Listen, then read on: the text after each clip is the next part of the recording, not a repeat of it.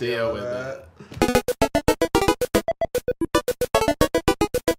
Hello, friends. Welcome to User Friendly, episode 9. Jeez. I know. We couldn't believe we were on episode 9 already. I'm Arafon Elijah. I'm a contributing writer for Cultamac.com, the founder of MightTees.com, and I'm here with... I'm Roberto Hoyos. I am the owner of Throwboy, throwboy.com. How are you, dude? Clink. Oh, yeah. Good morning, user friendly. We're drinking coffee, spiked with whiskey. I'm not. I'm well. I've been incredibly busy doing all sorts of stuff. Getting ready for Comic-Con. We have Comic-Con. We're both going to Seattle Comic-Con in 2 weeks. Crazy. So I've been working on getting new shirts in and stuff. Dude, are you getting sewing stuff ready for? Yeah. Or pillows ready for it? Yeah, I have to. I mean, as you know, we have to actually make everything like on demand. Right. So we just have to anticipate like, oh, will this sell well? Will this sell well? And we just have to make it for the con.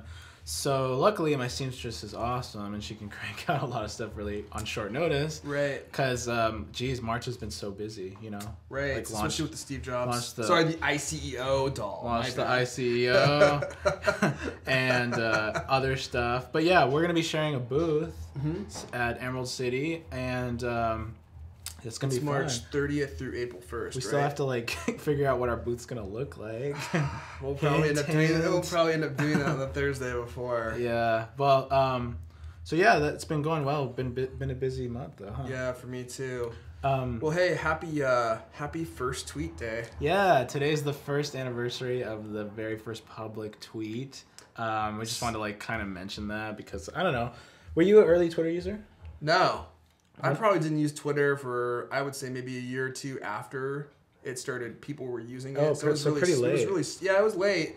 But I mean, it was small enough still that like celebrities' usernames were still available. Oh right, yeah. Which is how I ended up being a celebrity on Twitter, which is a whole other story. But 6 years ago today, Jack Dorsey sent out his first tweet, and he said, "Setting up my Twitter WTTR had no vowels, as the web did not in those days." Yep. Yeah, I was just I saw that story and I was like, oh, this is kind of cool. I remember I was actually a very early Twitter user, but it was kind of like a ghost town, you know, like you're kind of like trying to convince your friends, like, hey, look, we should all get on this. We should all get on this. And this was like, what, 2006? Yeah, dude, 6 years ago. I was working at the Apple store, and I remember telling people, and most of my tweets were showing Sam what Twitter is, like stuff like that, and trying to like explain what it was, even though nobody really knew what it was yet, you know? It was just kind of like almost like a log of, oh, I'm doing this, I'm doing that. But I like the simplicity of it, and I kind of miss the old Twitter days when I was a very early user, but then I stopped using it for a really long time, and I was like, well, why am I using this? Yeah. And then all of a sudden it got really popular, and right before it really like got really popular, I started using it for Throwboy, and then it added a whole new value to it of meeting new people and spreading my brand and stuff like that. So it was kind of like a full circle for me, and now Twitter's totally different than it used to be. Yeah, it really is. It's much more mainstream. Now you have a Whole Foods Twitter account, Nordstrom's Twitter account. I have a hard time using Twitter, actually. I really have to force myself to use it these days because I just feel like you and I especially are so busy actually doing things that it makes it hard to be like, oh, I need to stop what I'm doing to use Twitter. Yeah. Does that make sense? Do you have that problem? I do, and sometimes I'm like, oh, this sounds like yesterday's tweet where I'm like cutting fabric, you know? And I'm just like, some people like to hear that kind of stuff, but sometimes I'm like, I try to keep it a little bit varied. Like I'm like, oh, here's a cool link. Oh, here's a picture of what I'm doing. Here's this, here's that. But yeah, I get stuck in the trap of like either not doing it or doing the same habits of doing it. And I'm like, yeah. And sometimes it's just hard to not be lazy and be like, I don't really want to take a picture of this thing that I'm doing. I just want to keep doing it. Yeah.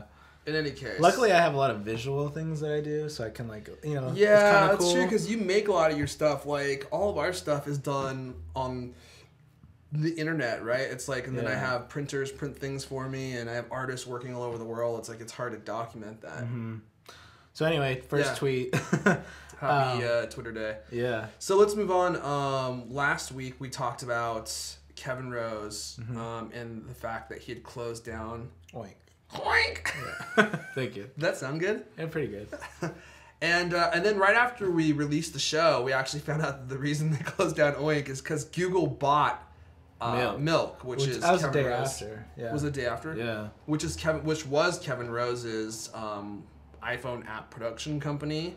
Whatever, yeah. But they acquired people from there, and so now Kevin works at Google, and so do some of the key people. They work for Google for like their social stuff for doing Google Plus, I guess is the plan. So which is like yeah. what? So they didn't buy it for the product at all. So they're totally casting aside all the products at Milk. At least that's what I've read. Yeah. And they just wanted the talent, right? Which seems like such a bizarre thing. So it's so Roberta weird. and I were talking about it, and we're like, why would Google want to buy Kevin Rose? Essentially, that's what you're buying, right? I mean, you're buying him and his team. Yeah. What could they possibly be working on for Google that would make Google want to spend 10 or 15 or however much? But it's not even $1 that much too. Like, I was talking with a friend. He's like, "That's ridiculously small. Like, what? Yeah, for a $15 business million? purchase? Yeah. Like, that's nothing. You know? Like Kevin Rose has that much in his pillowcases on his bed. Yeah. I mean, like, really, like that's nothing. You know? Like, Yeah. 10 to 15, I think, was the disclosed amount. Yeah, but what has Milk done? Like, they don't have a product that makes any money.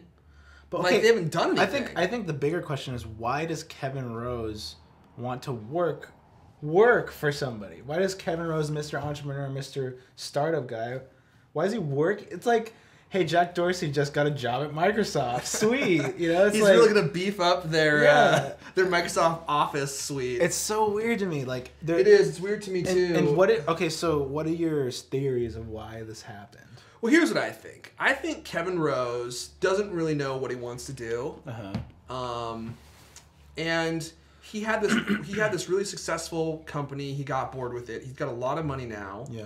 So, I mean, once you have a lot of money, it's kind of like, well, it seems to me like it would be easy to lose interest in something you're not super passionate about. Okay. So Which was Oink kinda wasn't why working Milk super worked. well, right? Like Right. they had an app that wasn't doing well, they closed it. And Google probably offered Kevin a big handful of cash to sell it. Mm-hmm. And my bigger question is not why did Kevin Rose do it, but why did Google do it? Knowing that Kevin is an entrepreneur, he probably is not going to be at Google for more than 2 years. I mean, I'm sure they have it in his contract that he has to be there for a certain amount of time. Yeah, and that locks him in, and now all of a sudden he's going to be quiet because he's not going to be able to do anything. But also like, so let's say you get Kevin Rose and he has to stay at your company as an employee. Yeah. But like, he's an entrepreneur. Like, if he's not passionate about what you're doing, Right. then you're basically just paying him to not do his own thing. He's not going to do anything for you that's remarkably special. I feel like my theory is it's some ego shit. It's Kevin Rose thinking that he can go in there and make Google cool like Apple. Oh, interesting. Like Kevin Rose thinks that he can go in there with this team of like cool, you know, startup dudes We're the startup dudes. that rock climb. We're gonna start Google Plus. And they're gonna like turn over Google Plus and make it awesome and do all the little things he talks about, like, oh, Google, you guys should do this, Apple, you should do this, and all of a sudden, essentially, I think I can change the entire culture of this company that's been already run, you know, and like we can be like the Macintosh team and like make it cool. And I'm like, I think that's BS. I don't think he has the leadership to do that. I think that he gets bored, like you say. So if that's my little pet theory, and if that's the case, I think that it would crash and burn, and he'd just be like, "Oh, it didn't work. I'm out." I think in 2 years, we're gonna see on TechCrunch, Rose leaves Google for startup. I mean, the guy he wants to have his own businesses, and I understand that. Sure. I mean, Like, that's think the about same that. reason I don't work for Microsoft Yeah. anymore. It's like, they pay great. I used to contract there. And you make loads of cash while you're there, but it's like you're working for this corporate monolith. And You're just like an ant in the whole yeah, thing, you are. know? And I mean, Microsoft has lots of small teams, but still, there's something to be said about doing your own thing. That's And why that's it way doesn't- different than having It's a just boss. it's so hard to kind of fathom, like, why would somebody do that, especially somebody with money to do their own stuff, you know what I mean? Yeah. And credibility to get funded to do their own stuff. Why all of a sudden a secure job is that the cool thing to do, you know? Dude, I think it has to be cash. I mean, they obviously offered him an opportunity to do something there that's special, where he'll have some type of autonomy to like build something, whether it's Google Plus or whatever. But you see how doesn't it just feels like it won't pan out. I mean, like, when was the last acquisition from a large company turned into like the new cool thing that the company was known for? Except for maybe like YouTube. Yeah, usually what happens is they buy the company, like the startup, and then the startup withers, and then all the founders leave. Like, look at Flickr. Like Flickr, yeah. And I'm all the other popular ones are escaping me, but I mean, I feel like Delicious. It's like you get these great startups that go into this company, and they just get totally atrophied. And most of those Winamp, and most of those got a pretty nice paycheck. It wasn't in the low millions. It was in the high millions to get for who to get like Flickr and stuff like that. Dude, yeah, you know what I mean? Yeah. So that's why it's just like, okay, what, here's less money and you have to work for us. Like, that's the thing, is just really bizarre to me. And the idea of buying a company for its employees just seems strange to me, because you buy this company, these guys get hired to do something very specific, like they're building apps or whatever. Yeah. And then Google comes in and says, hey, we're going to buy your company. We're going to change all of your job titles and the projects that you're working on. Right. That seems like a dangerous way to get employees. Yeah. Because what if they don't want to do that work? They're like, I didn't sign on for this. Yeah, they're not passionate about it because it wasn't really their idea, Yeah. And anyone will do something for a couple of years for, $500,000. It's like, it's like if they offered him a bucket load of money, they'd be like, oh yeah, let's go work at Google for a while. Yeah. And then if we get bored, we'll just leave. I don't know. I feel like cash for me, I guess, would not be something to give up a dream to do. Like, all of a sudden, like, my dream, yeah, I guess that isn't gonna work, and then just like go get some money for it or something. Yeah, I totally like, if you're not working on a really good idea, then why are you working on it? Well, I think that's a great point too. Yeah. So it's like, it makes you think like, well, what happened with Milk, where Kevin Rose was willing to sell it? It's like if he was that passionate about it, why, would he sell it to Google? Arguably, the app was lame. I never used it, but yeah, I mean, it obviously wasn't big enough. It actually didn't get enough traction to keep them moving with it. It just feels like he just kind of threw in the towel, and then people are like, "Oh, congratulations," because they don't know what else to say. To like, right. I got hired at Google. It's like, hired at Google. What? I don't know. The whole thing, I'm just kind of like puzzled. Yeah, I am too. Honestly, I don't know if this is the case, but sometimes you just get these guys who are. It happens with musicians too. It's like they are really super passionate, they're gung-ho, they're young, they go out there, they do something crazy, incredible, and then that's just the last you hear of them, It's like in Kevin Rose. It's like Huey Lewis. Dude, don't even make fun of Huey Lewis in the news. I didn't. Why, because you think they disappeared? Well, they did. They had like 5 great albums. I know, but are they around now? No, actually, I wish they would. They play like at Emerald Queen Casino. Yeah, but everybody plays there now. So, I don't know, maybe Kevin's just got so much money now, he's just like, you know what, whatever. Yeah. I got this hot vegan girlfriend. She's not hot, she looks like his sister. I'm dating my hot vegan sister. I got boatloads of money. I got great friends like Prager. I freaking got a great new show called Toasted Donut. my friend thinks that he got pressured from his girlfriend, like, you need to get a secure job. You need a job. Because we want to have kids, okay? And do you know how much vegan food costs? I'm not working. I just don't get it. Why you don't want to be. I don't even know. Just do it. Anyway, let's move on. Yes. We're kind of moving from one similar person to another. So this is Jack Dorsey's. Well, not really his company. Not really, because we're talking about the Dun Dun Dun rivalry. Yeah, so Jack Dorsey has a company called Square. I'm sure you've heard of it. It's a payment company that lets you accept credit cards on your iPhone. I have one right here. Did you bring one? Oh, yeah. This is the Uber Square. It lets you accept all the payments.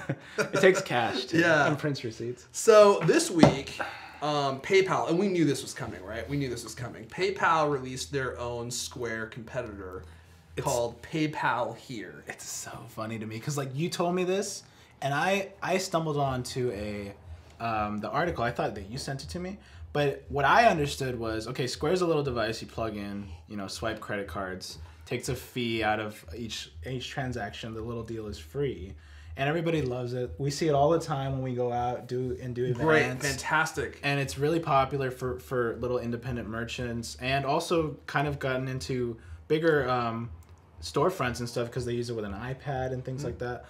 But and we were always kind of like joking, like, okay, when's PayPal gonna creep up and realize they're getting hosed by this? Yeah.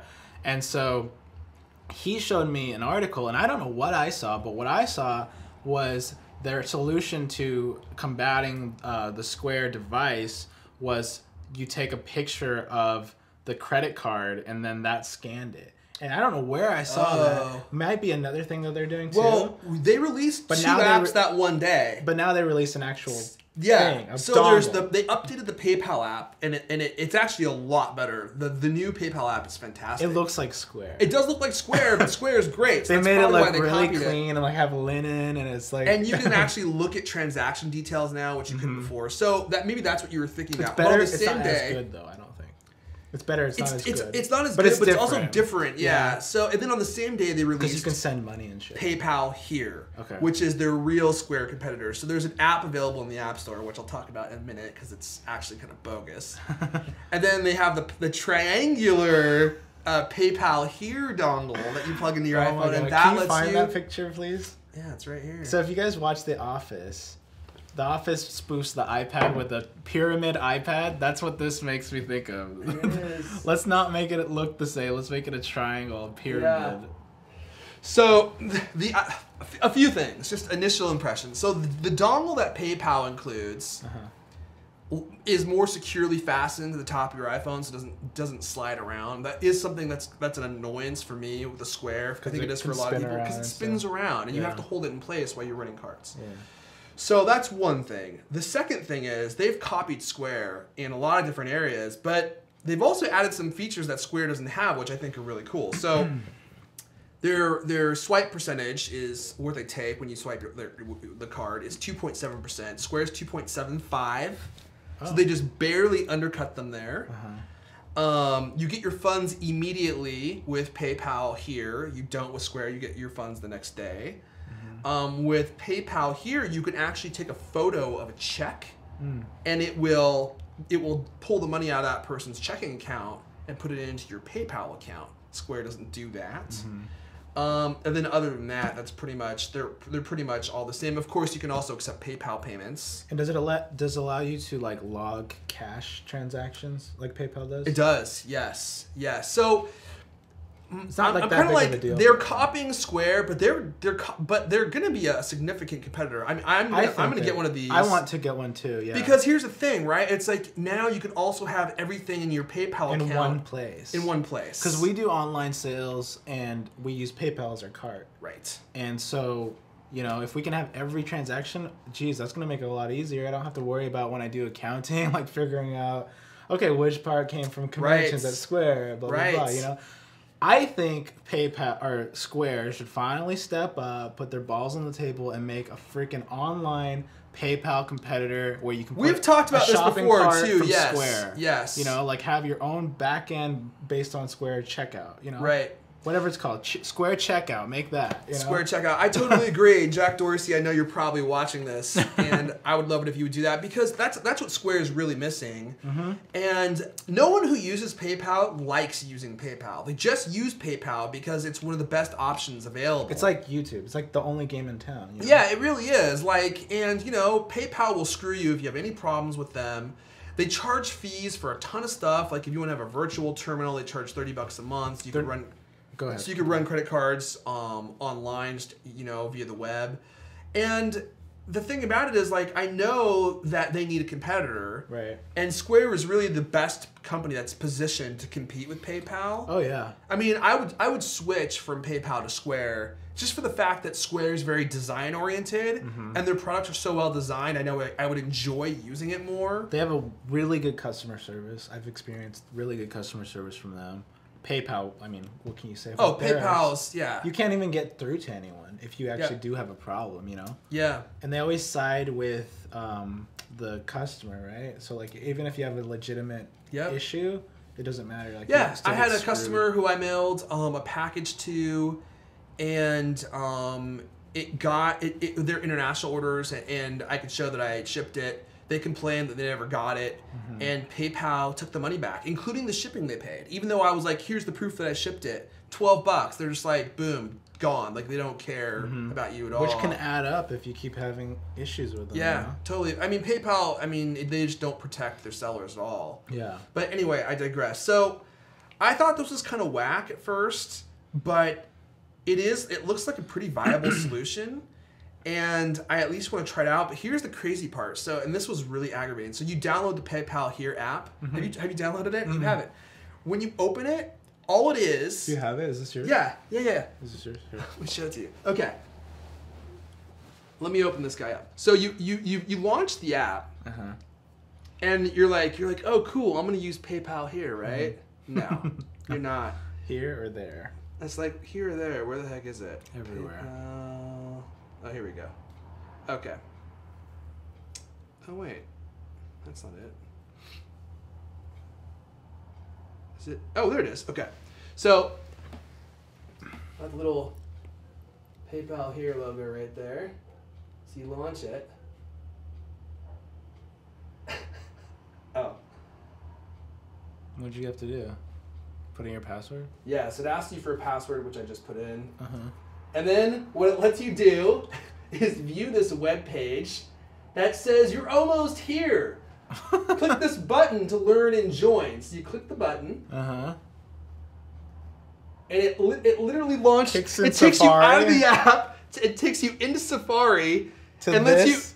And it takes you to this page. Oh my God. Where it says introducing PayPal Here, and then it allows you to give your email address So you can get a so that dongle. you can get an update. No, so they'll update you about what's going on with PayPal Here, and that's what the app does. So there's no actual dongle yet that you can just get and ask for? No, What? they're releasing it in selected markets. Oh God. And apparently my market's not one of them. And so when you download the app, once you log into PayPal, it brings up a web page. You click the button to learn more. It kicks you out of the app and back into Safari. It is literally the most useless app in the App Store. I think the fart app is more useful than this is right now. I'm sure they'll update it eventually and you'll be able to do something with it. What a bad idea to do that, like right off the bat, you know?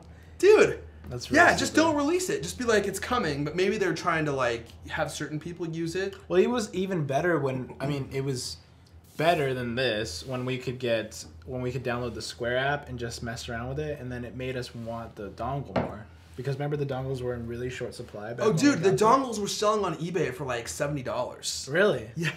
Because they were free, but they were really difficult to get. They were hard to like, get, You yeah. waited months, right? I did, yeah. They must have updated their process because I signed up. I got my dongle 6 months later, and a friend of mine who I told about it about 5.5 months after I signed up himself, And he got it in and like he a got it week? in 2 weeks. Yeah. And I was like, "What the hell?" I got mine pretty quick, but yeah, it was way after you. And they've streamlined it a lot, but yeah, it was in high demand. When I got it, it came in like a shitty like mailer, and like now they come in a nice box and stuff.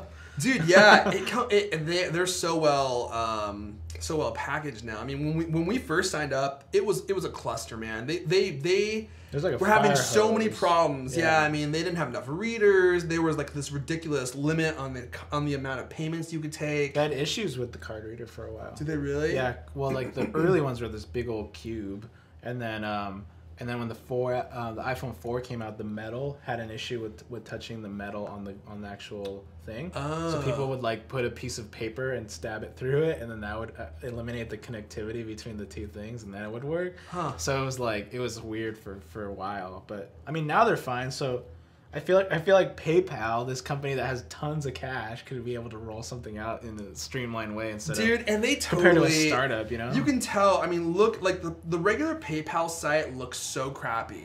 Right, and now The they're PayPal doing, Here site looks, yeah. even the font that they use for PayPal Here looks like Square type fonts.